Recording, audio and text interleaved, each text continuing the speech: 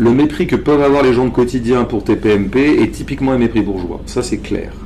Alors, c'est bien, mais ça sointe la distinction bourgeoise parce que, en fait, je le disais dans l'histoire de ta bêtise, un de mes livres précédents, quand j'analysais la bourgeoisie que j'appelais un peu progressiste, un peu centriste, tout ça, quotidien, je l'ai souvent dit, a été un matériau pour moi exceptionnel, quotidien, un matériau quotidien d'analyse de cette bourgeoisie. Parce que c'est l'organe central de la bourgeoisie cool, quotidien, vraiment.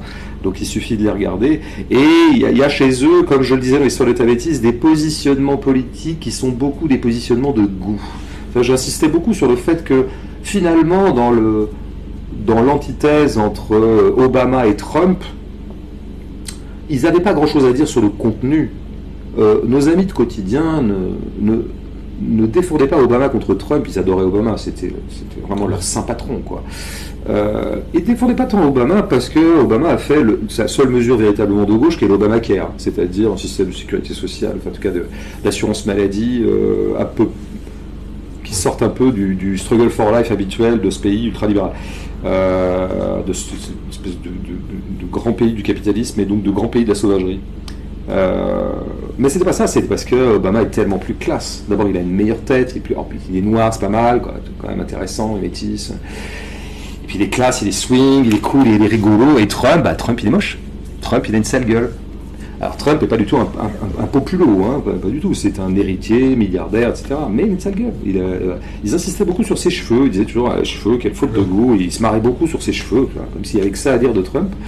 Voilà. D'ailleurs, Trump leur manque beaucoup en ce moment.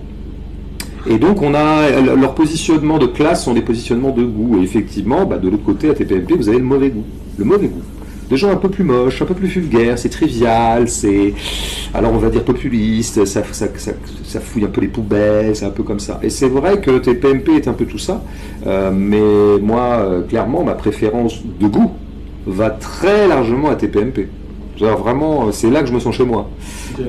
Oui, avec leur humour, leur truc comme ça. Vous pourriez y aller ou pas ? Ah non, mais pas du tout je pourrais pas y aller, non, mais je précise pourquoi. Ouais. C'est pas du tout par... Oh non, mais moi, à TPMP, moi, François de Gaulle, pas du tout. C'est juste qu'en fait, on n'a pas le temps de parler.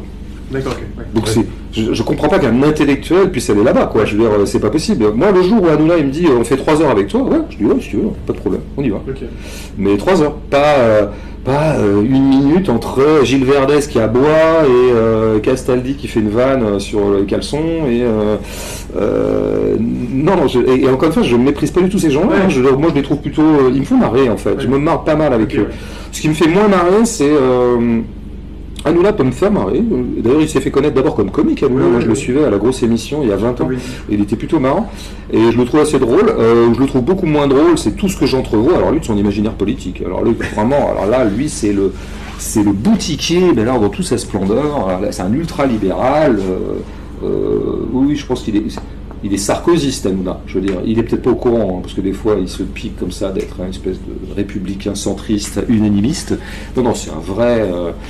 c'est un patron, quoi. Pas vraiment comme un patron. Il a l'idéologie des patrons, l'idéologie de la concurrence, de la compétition. Voilà. Là, quand ça ressort chez lui. Mais nos amis TPMP sont tout autant des boutiquiers, simplement comme c'est des gens de goût qui viennent pas de la même bourgeoisie, d'une bourgeoisie plus classe, hein, plus racée, plus raffinée. On parle beaucoup de mode d'ailleurs, à la mode, l'élégance toujours. Et puis Catherine Deneuve est la marraine de l'émission, bien sûr. Catherine Deneuve, la grande Catherine. On est chez les châtelains, là, un petit peu. Donc on a une bourgeoisie qui va mépriser les boutiquiers qui se voient trop. On va appeler ça les vendeurs de t-shirts, quoi. Mais TPMP, quotidien, c'est tout autant des boutiquiers que TPMP.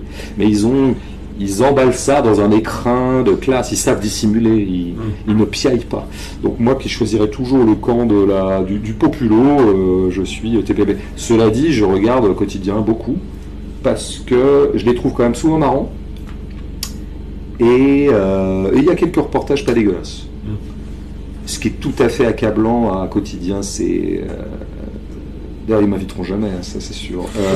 Non, mais bien avant que j'ai pu dober sur eux. Non, c'est les interviews.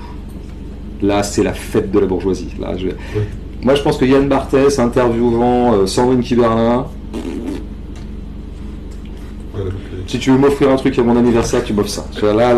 Ouf. Là, on est dans l'absolu du chic.